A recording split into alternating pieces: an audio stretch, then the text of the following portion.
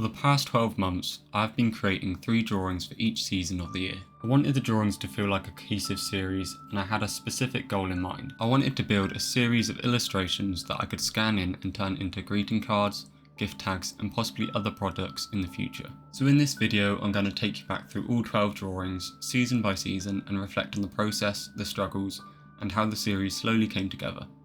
And while I'm talking, you'll also see me working on my 12th and final piece of the series. So let's start where it all began in autumn last year. My first drawing was of a fox, and going into that, I had to decide on a look for this series.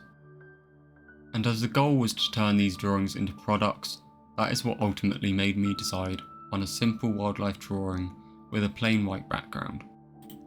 And when picking a reference photo, there wasn't really much thought other than what would work well on a card and what would be easy to remove the background. I think this drawing went really well for it being the first in this series, and it really set the tone for the rest of the drawings. However, I really wasn't sure if I could keep this up for the entire year. If you want to take a look back on this drawing, I do have a tutorial for this fox on my channel, and that video is actually one of my best performing with over 4,000 views. So I would have liked to do some more tutorials during this series, but they do take a heck of a long time. Moving on to the second drawing, I chose a squirrel for this one, and generally I have a few animals in mind that fit the season, but it's whatever I can find the best reference photo for, which determines what I go for. And although I found this drawing slightly more difficult, it was a great reference photo and it still came out pretty decent. My final drawing for autumn was of 2 harvest mice, and the reference photo I found was perfect. I loved working on the seed pods, it was a different texture to break up from all the fur that I was doing.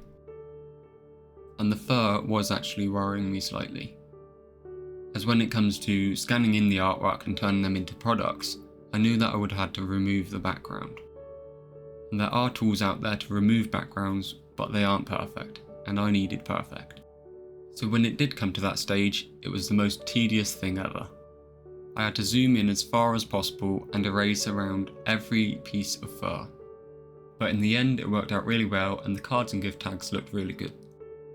I think this autumn set was probably the best out of them all, which is slightly annoying since as an artist you want to improve as you go along, but maybe it was just because I was starting fresh and full of inspiration.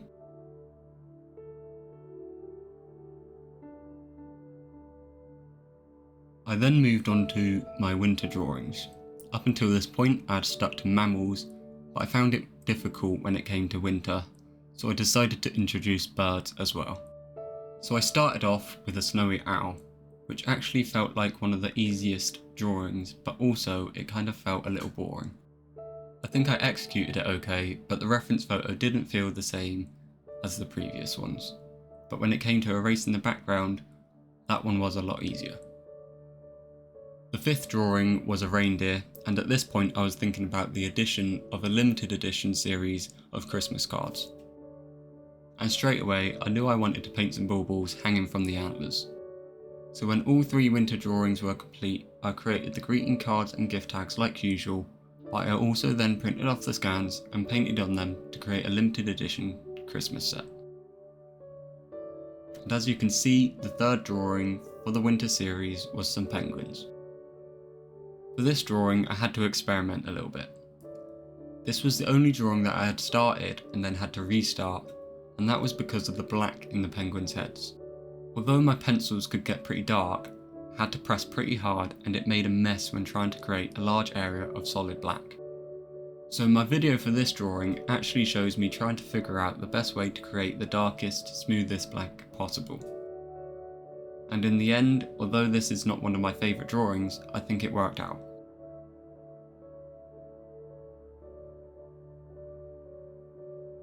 I then moved on to the spring drawings and I started with 3 ducklings. I really liked this reference photo and thought that it would work perfectly on a card, which it did.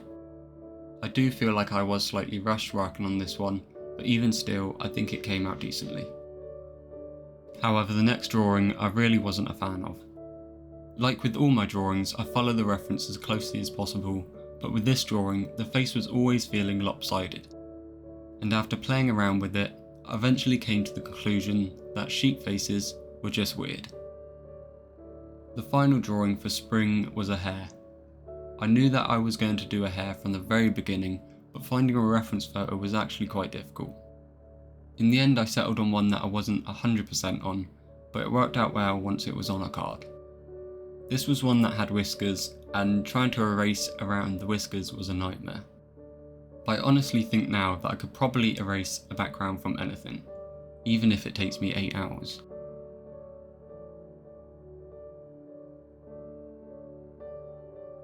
And then finally we move on to the summer drawings, the last 3 of the series. I found it difficult to decide on what animals to do for summer, but the otter was top of the list, so I started with that. Finding a reference photo was not easy, and I didn't intend on having 2 otters, but that's what I ended up with.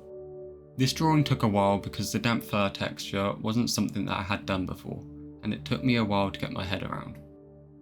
Certain textures are just harder than others to capture, and I found this one to be one of them. But it worked out well in the end. The next drawing I decided on a kingfisher, and I'm so glad I did.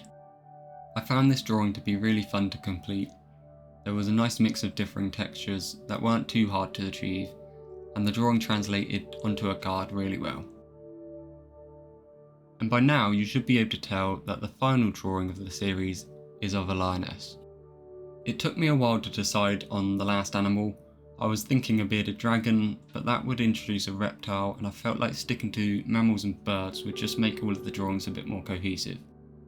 I also thought of a giraffe, but that didn't really fit the landscape format very well. So in the end, I found a reference photo of a lioness. So at the very beginning, I thought this series would be a great idea. I'd be able to make loads of products and build upon my portfolio. However, the further I went along, the more I felt like the artworks weren't working.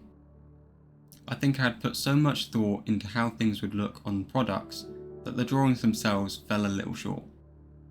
So now that I've finished the series and now that I have lots of designs for products, I think I want to focus more on actual artworks. Forgetting about the product side of things, I want to create drawings that would work well as artworks. Which means that I'm going to start working on a much larger scale and putting a lot more thought into the artworks. I'm not going to say too much more, but the next series is planned, and I think it's going to be some of the best work I've produced. So if you'd like to see that, make sure you have subscribed. I hope you have enjoyed this video, and thanks for watching.